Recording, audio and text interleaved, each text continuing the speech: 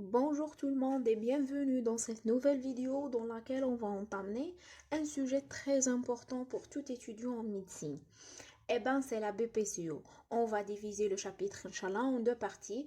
La première, c'est la BPCO à l'état stable, ce qu'on va voir aujourd'hui. Et la deuxième partie, ça sera l'exacerbation de la BPCO. On va la laisser pour une vidéo ultérieure.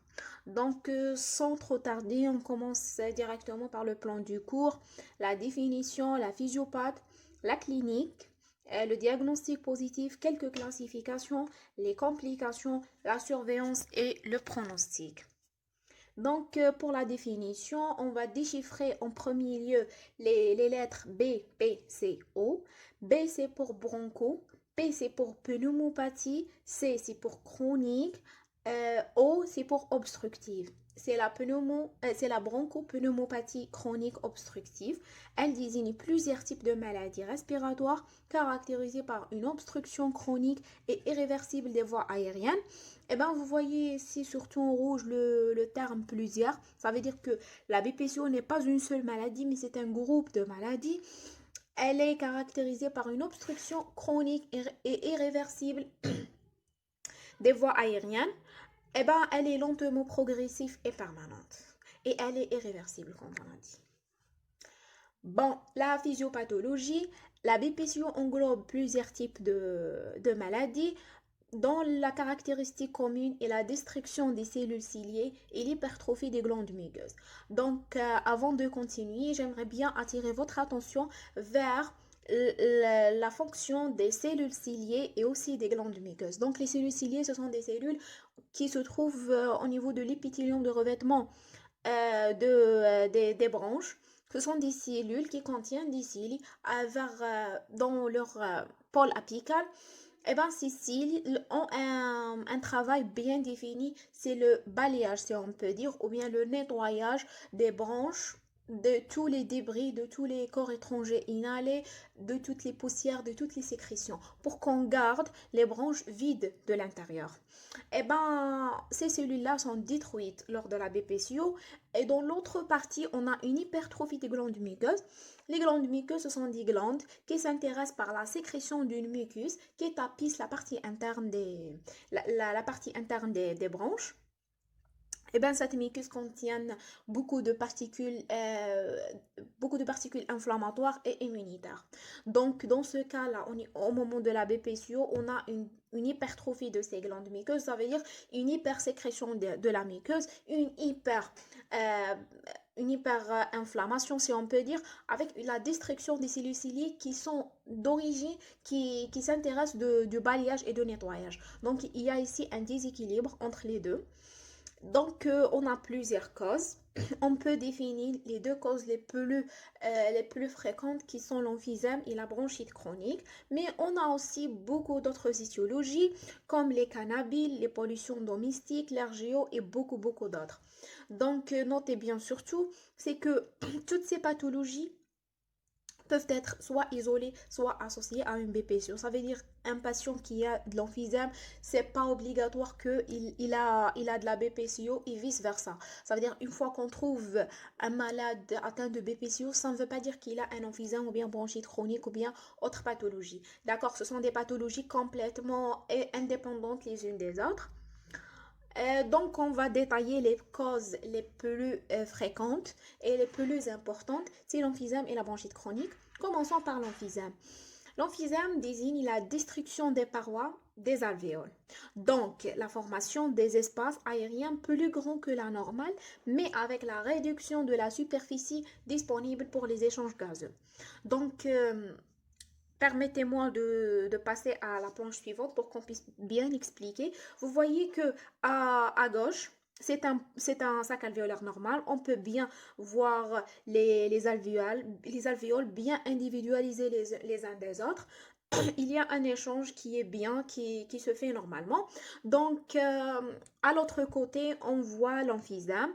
C'est un schéma qui illustre que les cloisons entre chaque alvéole et l'autre sont détruites. Donc, le sac alvéolaire est devenu comme tout un grand sac, mais qui est toute une seule unité, pas des unités indépendantes les unes des autres. Donc, ce qu'il va y avoir Il va y avoir la diminution de la superficie qui était disponible tout pour les échanges gazeux. C'est la première des choses. Aussi, on a la destruction des fibres d'élastine contiennent, qui sont bien sûr très important dans le parenchyme pulmonaire, ce qui lui donnait l'élasticité. Donc, en emphysème, cette variété, elle est aussi détruite. Donc, il va y avoir un poumon qui n'est pas assez élastique comme d'habitude. Donc, il va y avoir un thorax, si on peut dire, bloqué en inspiration. Ça veut dire que le thorax, il est gonflé et il ne peut pas revenir à la position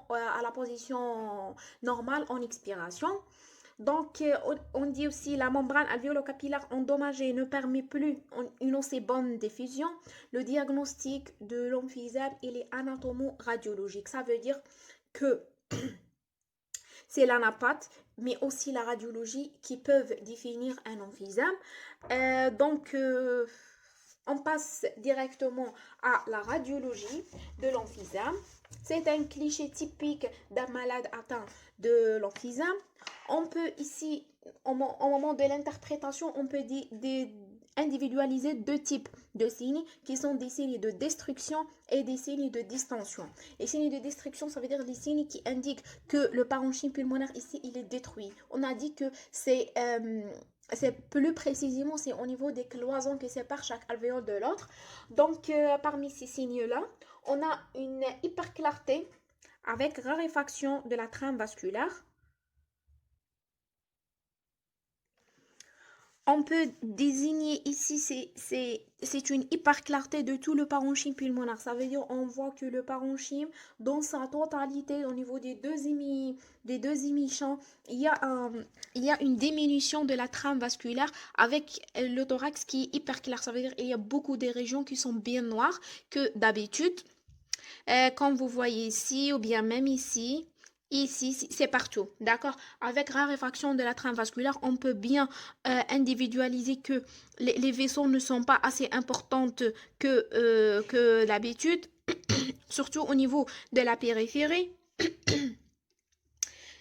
occupant la totalité des deux hémithorax. Donc, ce sont les signes de destruction. On a dit deux, c'est une hyperclarté et raréfaction de la trame vasculaire, occupant les deux hémichamps. Passons maintenant aux signes de distension. Les signes de distension, ce sont des signes qui indiquent que le thorax du patient il est distendu. Ça veut dire, on peut dire que ici c'est un thorax bloqué en inspiration.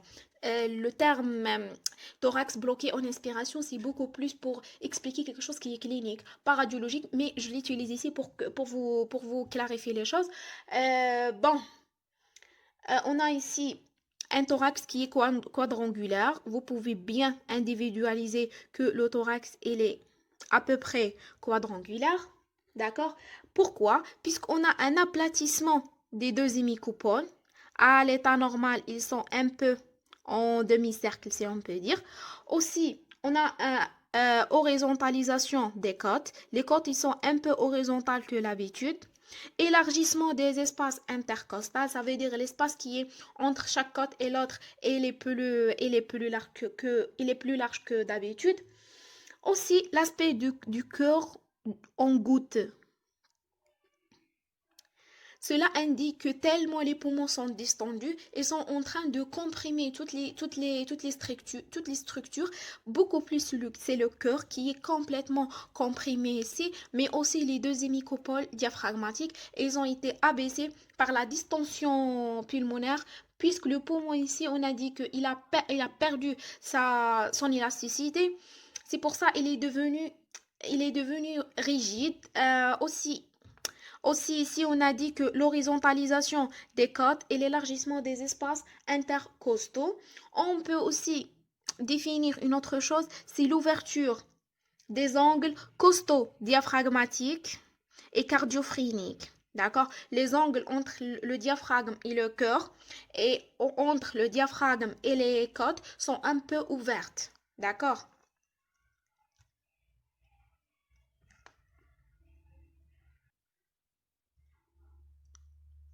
On peut individualiser ici quelques bulles d'emphysème qui sont limitées par des liserés, on les appelle des liserés des bulles d'emphysème. D'accord? C'est un fin trait qui sépare un espace qui est hyper clair d'un espace qui est plus ou moins clair. Comme ici, par exemple, c'est une bulle d'emphysème. Après, on a un fin liseré qui la sépare de l'autre parenchyme pulmonaire. On dit que ici, c'est le parenchyme pulmonaire qui est normal, qui est physiologique, mais ici, c'est une bulle d'emphysème. D'accord? On peut les individualiser de l'un et l'autre. Passons maintenant aux deux types de l'emphysème. On a l'emphysème centrolobulaire et l'emphysème panlobulaire. D'accord? Commençons par le premier, centrolobulaire. Il caractérise un syndrome, ce qu'on appelle en anglais un syndrome blue blotter. D'accord? Eh ben, c'est un type d'emphysème qu'on le trouve beaucoup plus chez un sujet âgé. Il est tabagique, il est obèse. On le trouve cyanosé avec des râles bronchiques. D'accord? Aussi, la cause, c'est le tabac. Donc, c'est un emphysème beaucoup plus prédominant au sommet. Il a un retentissement cardiaque en premier lieu, signe d'HTAP. HTAP, c'est l'hypertension artérielle pulmonaire, ce qui définit un cœur pulmonaire chronique. Ça veut dire atteinte cardiaque d'origine pulmonaire. D'accord? Eh ben, et l'autre côté, on trouve le syndrome de Pink-Puffer. C'est un emphysème panlobulaire. D'accord? C'est un emphysème congénital. Il a une origine congénitale, je veux dire. Donc, la cause, c'est le déficit en une enzyme qui est l'enzyme alpha 1 antitrypsine. D'accord? On va parler tout de suite du rôle de cette enzyme. On le trouve chez le sujet jeune qui n'a pas de notion du tabac et c'est très important, d'accord? Il n'est pas tabagique, le patient. Il est maigre, on trouve que le patient, il est maigre, il n'est pas cyanosé, il n'a pas de râle. Pas de râle bronchique. D'accord. Donc, à la radiologie, l'emphysème, il est diffus, mais il prédomine au niveau de base. Le retentissement, il n'est pas vraiment cardiaque en premier lieu. D'accord, il y a un retentissement respiratoire, mais il n'y a pas de retentissement cardiaque en premier lieu. Ici, concernant le rôle de l'enzyme alpha 1 antitrypsine, c'est une enzyme sécrétée par le foie. Elle est libérée dans le sang pour atteindre le poumon. Son rôle, sans trop tarder, sans entrer dans le détail, son rôle a un effet anti-inflammatoire. Ça veut dire, elle protège les cellules de parenchyme pulmonaire contre l'action des protéines inflammatoires. Donc, puisqu'on a un déficit en cette enzyme, il va y avoir l'action exagérée de toutes les protéines inflammatoires sur tout le parenchyme pulmonaire.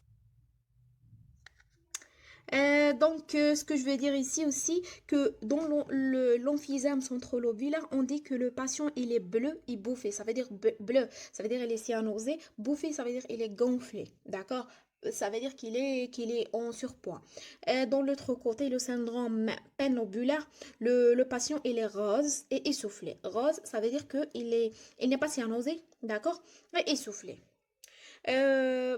Concernant un peu de physiopathe, au niveau de l'emphysème centrolobulaire, il y a une destruction que des alvéoles. D'accord? Les vaisseaux sont sains, ce qui va donner un effet shunt. D'accord? Ça veut dire un espace qui est bien perfusé mais non ventilé.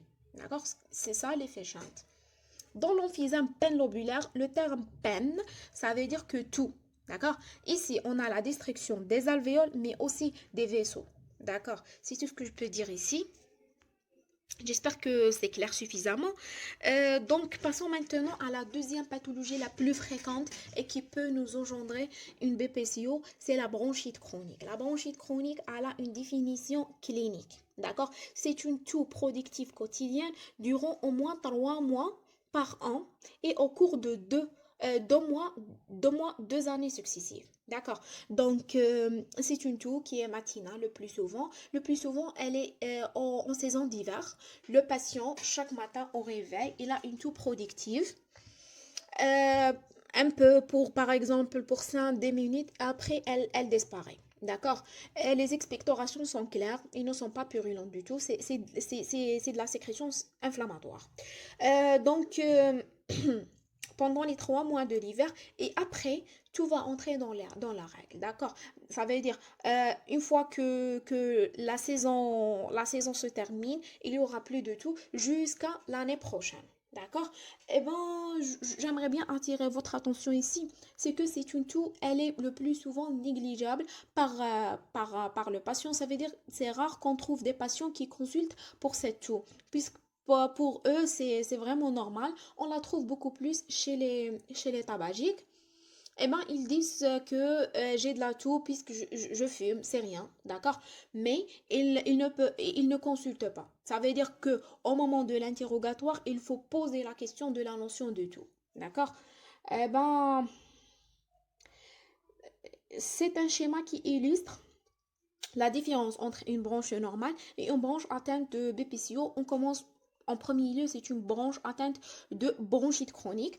On voit ici la paroi, elle est plus épaisse que la normale. D'accord? Avec une hypersécrétion des glaires, si on peut dire, ce qui va sortir sous forme des expectorations. Aussi, à la langue, il va y avoir la paroi qui a été épaissée par l'inflammation, il va y avoir de la fibrose. Puisque chaque fois que n'importe quelle partie de l'organisme elle a une inflammation, une atteinte de n'importe quelle origine, il va y avoir de la cicatrisation. D'accord? La cicatrisation se fait par de la fibrose. Après, une autre inflammation, une autre cicatrisation. À la langue, il va y avoir la destruction de toute la paroi, la paroi bronchique.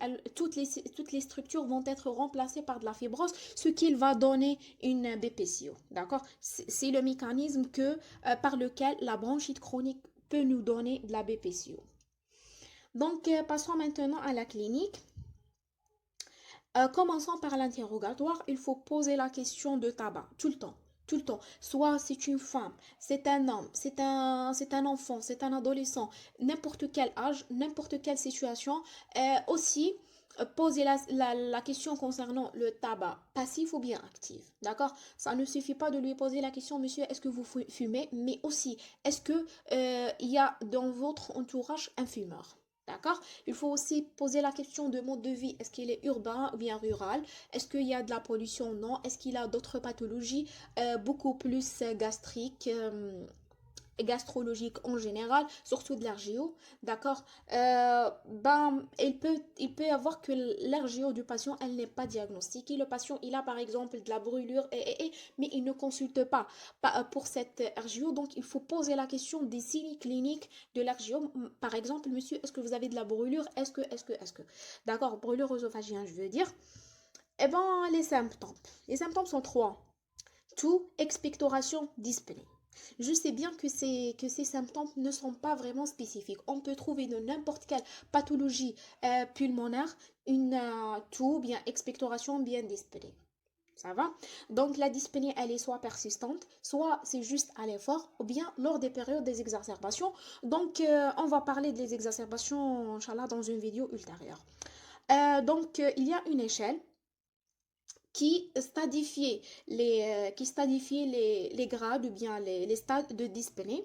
C'est une échelle spéciale en pneumologie, d'accord? En cardiologie aussi, on a d'autres classifications de la dyspnée, c'est l'échelle de NIA, d'accord? Donc en pneumologie, on a la MMRC. La MMRC, il y a stade 0, 1, 2, 3 et 4. D'accord? 0, c'est une dyspnée pour les efforts soutenus, montée de 2 étages. C'est normal. Chaque individu à l'état physiologique, surtout quand il fait un effort qui est inhabituel, qui est intense, il va y avoir de la dyspnée. D'accord? Ça veut dire que stade 0, c'est de la physiologie. Donc, stade 1, c'est lors de la marche rapide ou en pente. Donc, stade 2, c'est une dyspnée à la marche sur terrain plat en suivant quelqu'un de son âge. D'accord? Ça veut dire quelqu'un de son âge et quand il marche sur un terrain plat, le patient va sentir de la dyspnée. Il va y avoir de la dyspnée, mais par contre, l'autre personne, il va y avoir pas de dyspnée. Stade 3, c'est une dyspnée obligeant à s'arrêter pour reprendre son souffle. Donc stade 2, il a de la dyspnée, mais il peut quand même continuer à marcher. Mais stade 3, non, il s'oblige de s'arrêter pour reprendre son souffle Après quelques minutes ou centaines de mètres sur terrain plat, le stade 4, c'est une dyspnée aux moindres efforts. Donc, l'examen clinique, on peut trouver l'examen clinique totalement normal, d'accord? Surtout si on n'a pas, si la dyspnée, elle n'est pas vraiment, je veux dire, c'est la BPCO, elle n'est pas vraiment grave. Le patient peut être complètement symptomatique aussi. On a une position en tripode, signe de distension et des signes de gravité.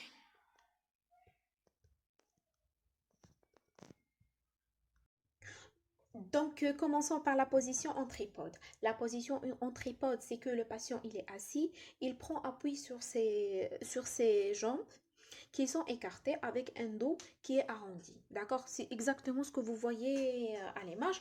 Donc, pourquoi le patient prend-il cette position? C'est une position qui est favorable au travail des muscles respiratoires accessoires. Donc, ce qui veut dire qu'à l'état physiologique, on n'a pas besoin de ces muscles-là. Juste le diaphragme peut accomplir la fonction en long et en large.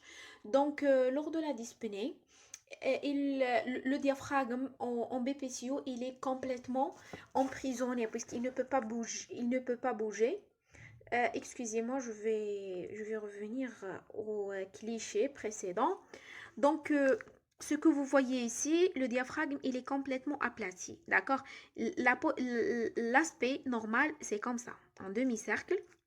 Mais puisque le poumon il est distendu, donc le poumon il a perdu aussi son élasticité, donc il a emprisonné, il a gêné le mouvement de diaphragme pour accomplir la fonction de la respiration. Donc dans cette situation, on a besoin des autres muscles pour améliorer un peu la qualité de la respiration. Ben, Passons maintenant au signe de distension. On a le tympanisme à la percussion, on a la diminution des murmures vésiculaires à l'auscultation, on a la diminution des vibrations vocales à la palpation, thorax en tonneau, ça veut dire un thorax qui est complètement distendu. On a aussi respiration à lèvres pincées. Donc, passons maintenant aux signes de sévérité. D'accord? Ça veut dire les signes qui indiquent que la BPCO du malade allait bien évoluer. D'accord? Malheureusement. Donc, commençons par le tirage. D'accord? Je pense que vous connaissez tout ce qui veut dire le terme tirage. Aussi, on a le signe de Campbell. Le signe de Campbell, c'est la descente du cartilage thyroïde vers le thorax lors de l'inspiration. D'accord? Le signe de Over, c'est la diminution du diamètre thoracique transversal lors de l'inspiration. À l'état normal, on a une augmentation de ce diamètre. On a aussi la cyanose et l'hypocratisme digital. D'accord. J'aimerais bien que vous cherchez sur YouTube ces deux signes surtout pour que vous puissiez les mémoriser. Donc, le diagnostic positif, c'est un point très important dans le cours. Donc, le diagnostic positif de la BPCO, il n'est pas clinique, puisque vous avez vu que les signes cliniques ne sont pas spécifiques. Donc, il n'est pas radiologique, il n'est pas anatomopathologique, mais c'est surtout spirométrique. Donc, premièrement, on doit évoquer la BPCO devant un sujet qui est fumeur. Il est âgé de plus de 45 ans. Il est bronchitique chronique. D'accord? On a dit qu'on doit poser la question concernant la bronchite chronique puisque le plus souvent elle est négligée par le malade. L'examen de certitude, c'est la spirométrie. D'accord. On trouve un TVO, ça veut dire un trouble ventilatoire obstructif. Il est irréversible. D'accord. Ça veut dire le VEMS sur CVF, elle est moins de 70%. D'accord. Post-bêta 2 bêta 2 mimétique. Donc, on va déchiffrer un peu. Donc, vous savez bien que le VEMS sur CVF, c'est un indice qu'on appelle l'indice de Tifno. À l'état normal, sans pathologie, cet indice il est plus de 70%. D'accord? Donc une fois qu'on fait la spirométrie et on trouve que cet indice il est inférieur à 70%, c'est un trouble ventilatoire obstructif. C'est la première des choses. D'accord? Donc concernant la partie de irréversible ou bien réversible, donc après qu'on trouve un trouble ventilatoire obstructif, on donne en malade une ou bien deux bouffées de bêta 2 mimétiques à courte durée d'action. Ce sont des bêta 2 mais ce sont des bronchodilatatrices, des bronchodilatateurs. On les donne aux malades. Après, on le laisse pendant 10 à 15 minutes et on refait la spirométrie. D'accord? Donc, pour qu'on puisse connaître, est-ce que le trouble il est réversible ou bien non? Comment peut-on le connaître? Par l'augmentation de la valeur de VMS. Comme vous voyez, notez bien. Donc, le VMS, il a augmenté de plus de 200 millilitres. Et, c'est pas où, c'est 12% de sa valeur de base. La valeur de base, ça veut dire avant la bronchodilatation. D'accord? Si il s'est augmenté, ça veut dire que le trouble ventilatoire obstructif, il est réversible. D'accord? Si ces deux critères sont accomplis, on dit que le trouble ventilatoire obstructif, il est réversible. D'accord? Ce qui définit l'asthme. D'accord? Donc, si ces valeurs ne sont pas accomplies, ou bien un est accompli et l'autre non, c'est un trouble ventilatoire irréversible, ce qui définit la BPCO. D'accord? Eh ben, pourquoi dans l'asthme, il y a une correction de VMS, puisque la physiopathologie de l'asthme et de la BPCO, elle est complètement différente. Eh ben, le chapitre de l'asthme, c'est un cours bien individualisé, bien détaillé en pneumologie.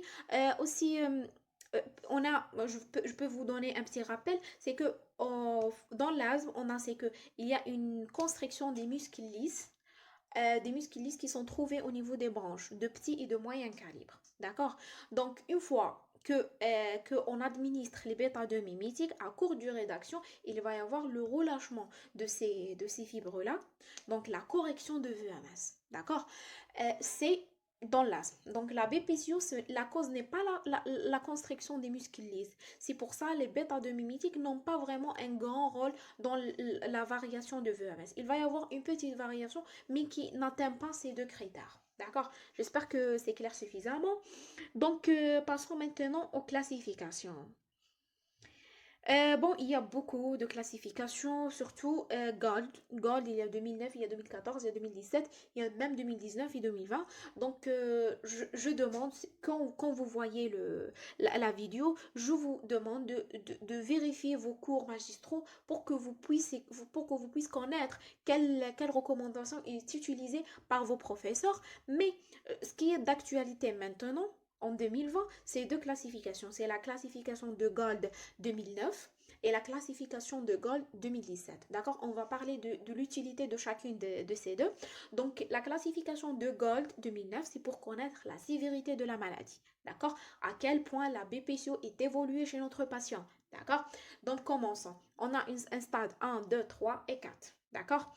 1, c'est BPCO légère, après modéré, sévère et très sévère. D'accord? Dans tous les cas, la VMS sur CVF, ça veut dire l'indice de Tifno post-bronchodilatation, il est inférieur à 70%. D'accord? C'est ce qu'on vient de mentionner tout à l'heure. Donc, il n'y a pas de correction, il n'y a pas de réversibilité. Donc, passons à la valeur de VMS lui-même. On la compare le VMS post-bronchodilatation avec le VMS prédit. VMS prédit, ça veut dire le VMS théorique. Ça veut dire que la valeur de VMS, on compare la valeur de patient avec la valeur de VMS d'un patient qui a le même âge, le même sexe, la même taille et le même poids. D'accord?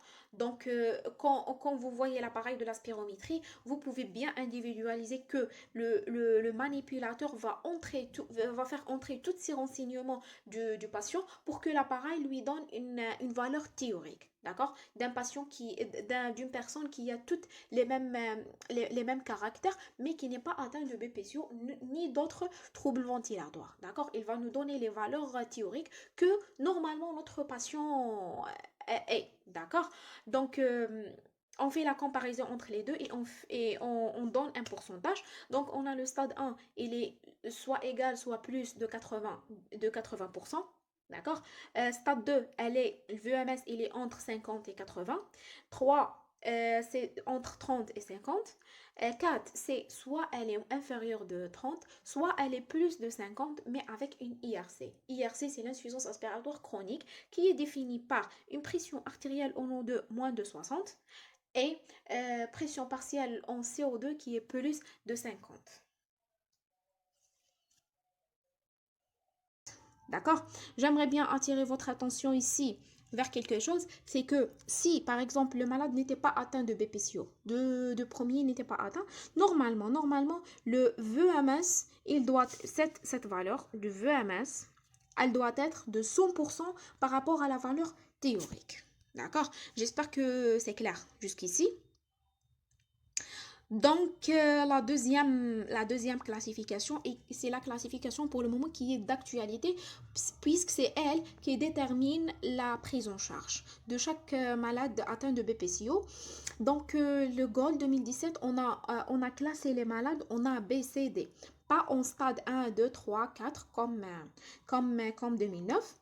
Donc, 2017, on a classé par rapport à l'MRC, pardon, le 4 et par rapport aux exacerbations. D'accord? Donc, la MMRC, soit 0, soit 1. Pour, euh, pour, par exemple, A et C, le MMRC, il est 0, 1. Ou est le 4 et le moins de 10. C'est quoi le 4? Le 4, c'est un type de questionnaire qui est noté, d'accord? On donne au malade un questionnaire et chaque réponse qu'il la coche, elle a un certain point, d'accord? Après, quand il finit toutes les questions, il coche pour chaque question une seule réponse, on fait la somme de tous les points et on trouve la valeur de 4, d'accord? Donc, soit il est inférieur à 10, soit il est supérieur ou égal à 10. Le MMRC, soit il est 0,1 ou bien 2 ou plus. D'accord? Donc, concernant le deuxième paramètre qui sont les exacerbations, soit 0 ou bien 1 exacerbation mais sans hospitalisation. Ça veut dire l'exacerbation n'a pas donné une obligation de faire une hospitalisation, d'accord? C'est juste changement du traitement en ambulatoire ou bien 2 ou plus des exacerbations, c'est le premier cas, ou avec au moins une seule hospitalisation pendant l'année, d'accord? Donc, c'est par rapport à ces quatre paramètres qu'on peut trouver les quatre groupes de BPCO. Donc, par exemple, je prends un seul exemple pour que vous puissiez bien comprendre. Par exemple, la catégorie D. Un malade de la catégorie D de Gold 2017, ça veut dire soit il a de la MMRC qui est supérieure ou bien égale à 2, ou le 4 qui est supérieur ou égal à 10. D'accord? Aussi, il a soit deux ou plus des exacerbations par an, ou bien il a au moins une seule hospitalisation par an. D'accord? C'est fini maintenant. Maintenant, juste un mot ici pour la démarche diagnostique. Ça veut dire comment utiliser toutes ces valeurs, ces classifications. En premier lieu, on doit confirmer le diagnostic. On doit confirmer le diagnostic en utilisant la spirométrie. D'accord? Donc, pour confirmation diagnostique, c'est le VMS sur CVF post-bronchodilatation qui est inférieur à 0,7. Comme ça, on a confirmé que le patient il est atteint de BPCO. Maintenant, évaluation de troubles ventilatoires obstructifs. Ça veut dire, quand on peut dire, c'est l'évaluation de la sévérité. À quel point on a un trouble ventilatoire obstructif? Est-ce que c'est léger? Est-ce que c'est modéré? Est-ce que c'est par rapport au GOLD 2009, d'accord? Par rapport à la valeur de VMS, d'accord? Donc, maintenant, on doit entamer une démarche thérapeutique. On doit trouver par quel traitement peut-on traiter notre malade. C'est le cas où on utilise la BPCO 2014, d'accord? La BPCO, 2017, elle est utilisée pour la démarche thérapeutique, mais aussi pour l'évaluation du risque des exacerbations. Ça veut dire pour qu'on puisse déterminer à quel point peut le malade développer nombre des exacerbations par année. Maintenant, passons aux complications.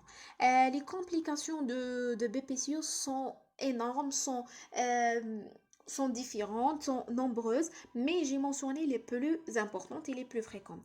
Premièrement, une surinfection bronchique. D'accord? Deuxièmement, c'est un pneumothorax. Le pneumothorax, il a une origine, les bulles d'emphysème. Une fois que les pressions, elle est assez importante au niveau du bulle d'emphysème, puisque l'air, il est en train d'entrer, mais il ne peut pas sortir du poumon. Donc, il va y avoir une augmentation de la pression au niveau du parenchyme pulmonaire. Il peut y avoir une déchirure, si on peut dire, de la bulle qui s'ouvre au niveau de la plèvre, de la plèvre viscérale et entrer au niveau de la cavité pleurale, ce qu'il peut donner un pneumothorax. Décompensation, on va parler dans le cours des exacerbations de termes. Décompensation, c'est ce qu'il veut dire. Une HTAP et une IVD. HTAP, on a dit que c'est une hypertension artérielle pulmonaire. IVD, c'est une insuffisance ventriculaire droite. Ce sont des complications cardiaques. C'est qu'il définit un cœur cardiaque chronique. C'est ce qu'on appelle un cœur cardiaque chronique. Pourquoi? Puisqu'à la longue, quand il y a une destruction du parenchyme pulmonaire, il y a une destruction des vaisseaux pulmonaires, donc il va y avoir une augmentation des résistances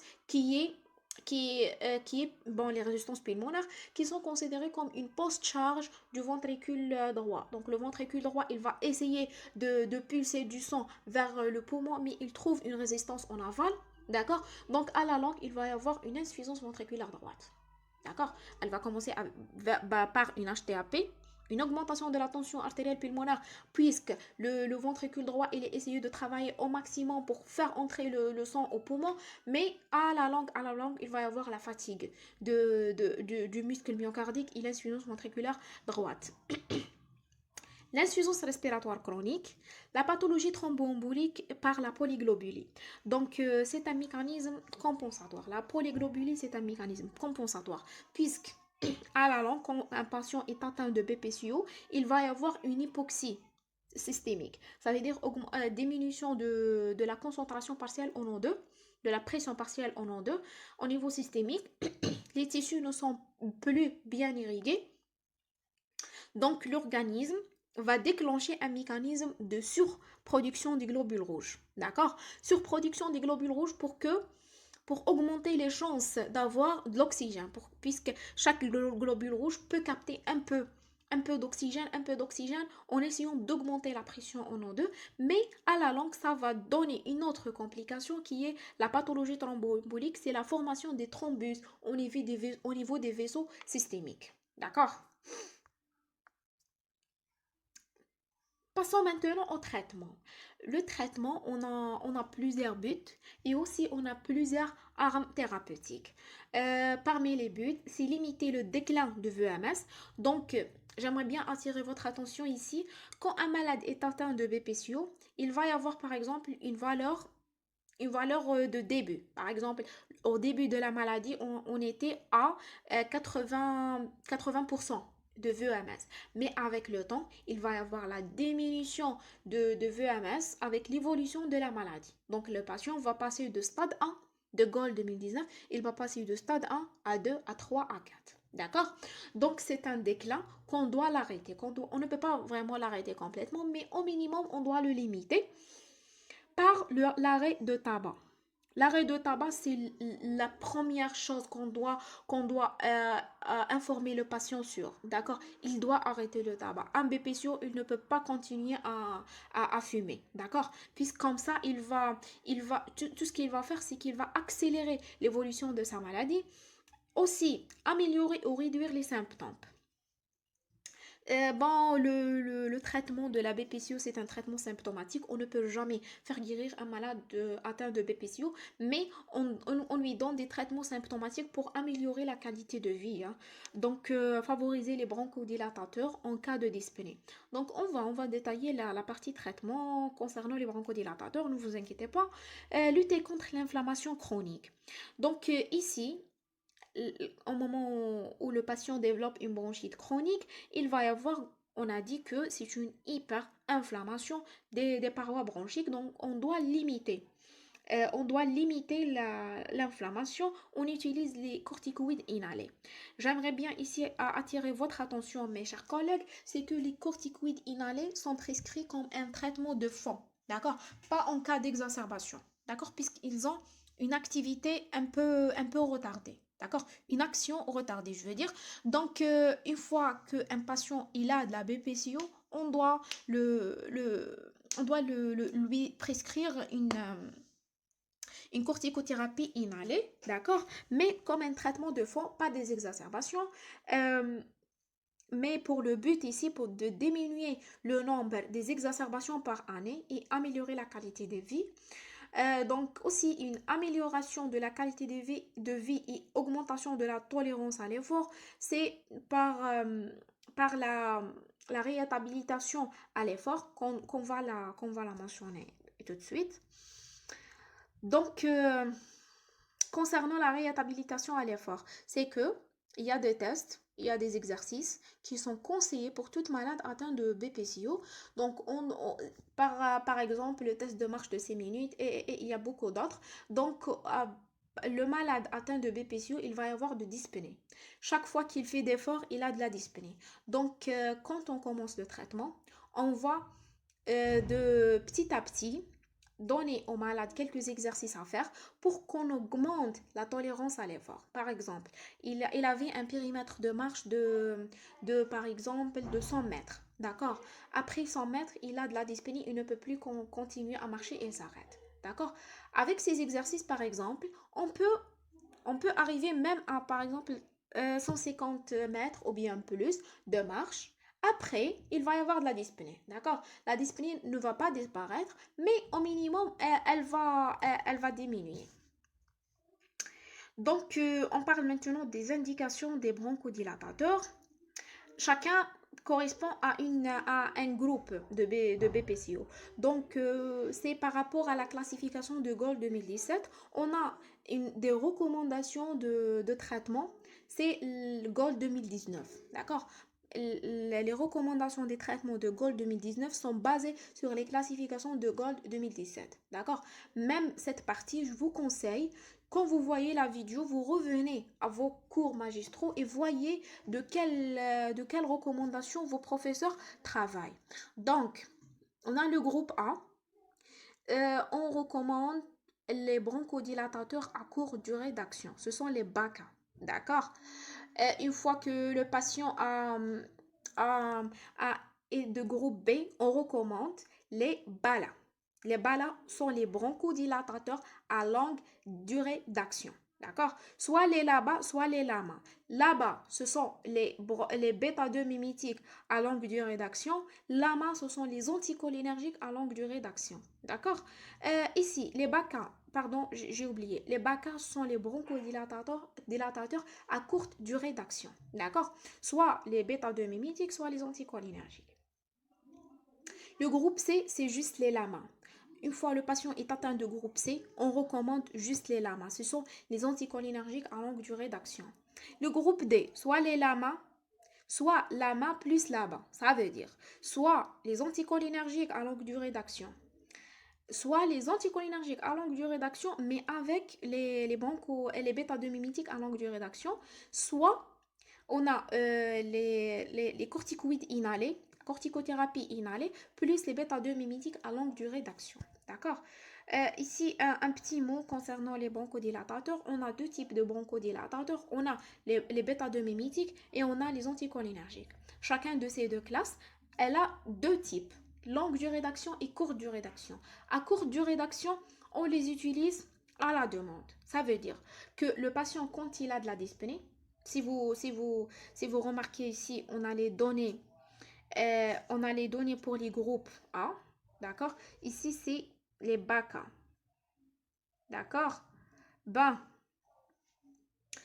on les donne à la demande. Ça veut dire un patient qui est au groupe A, ça veut dire il n'est pas vraiment trop malade, si on peut dire. La maladie, elle n'est pas très évoluée. Donc, on lui donne les BACA, d'accord? Et on lui demande de les utiliser à la demande. Ça veut dire quand il a de la dyspnée, il utilise une ou deux bouffées de bronchodilatateurs à courte durée d'action et ça va, d'accord? Et il s'arrête. Lorsque il a une deuxième dyspnée, il peut les utiliser, d'accord? C'est l'indication des BACA, des bronchodilatateurs à courte durée d'action. Alors que les bronchodilatateurs à longue durée d'action, c'est ce qu'on utilise ici, B et C et D, D'accord? Ce sont des traitements de fond. Ça veut dire ils sont utilisés même si le patient il n'a pas vraiment de la symptomatologie, il n'est pas, il n'est pas dyspnéique, il n'a pas de la toux, il n'a pas des expectorations, mais il les utilise quand même. D'accord? Pour essayer de stabiliser sa situation.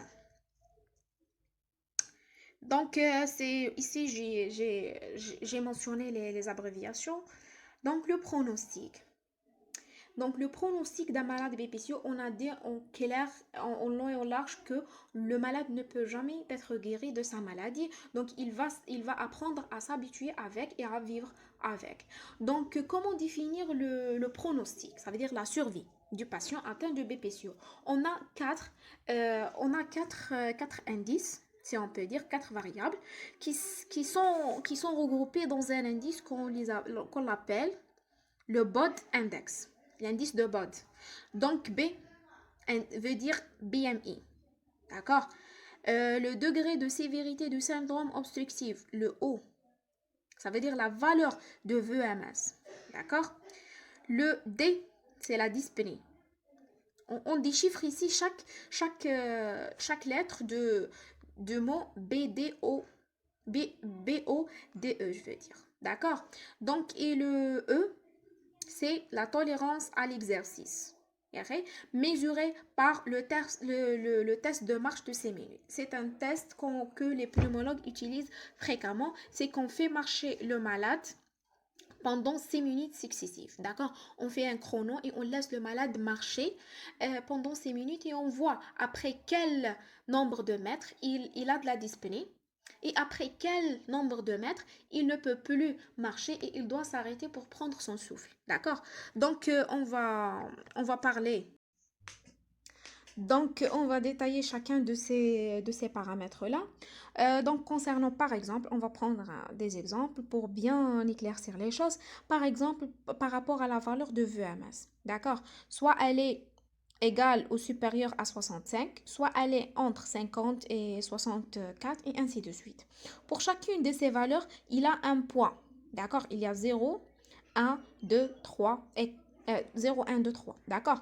Donc, c'est la même chose pour le test de marche de 6 minutes. Pour la dyspnée aussi, pour le BMI, d'accord? Donc, on va prendre pour notre malade la valeur de son VMS, la valeur de test de marche, la valeur de dyspnée et la valeur de BMI, d'accord? Et on fait la somme, d'accord? Pour scorer le malade. Si par exemple il est scoré entre 0 et 2, la mortalité à 4 ans, c'est de 15%, et ainsi de suite, d'accord? C'est ça comment peut-on définir le pronostic d'un malade atteint de BPCO. Eh bien, c'est tout ce qu'on a de notions pour aujourd'hui. Bien, comme conclusion, on peut dire que c'est une maladie chronique, un traitement il est symptomatique, nécessitant une bonne éducation sanitaire. Ça veut dire qu'il faut bien expliquer au malade sa maladie et pour qu'il puisse bien vivre avec et l'accepter. D'accord? Donc, il faut lutter contre les facteurs étiologiques, surtout le tabac.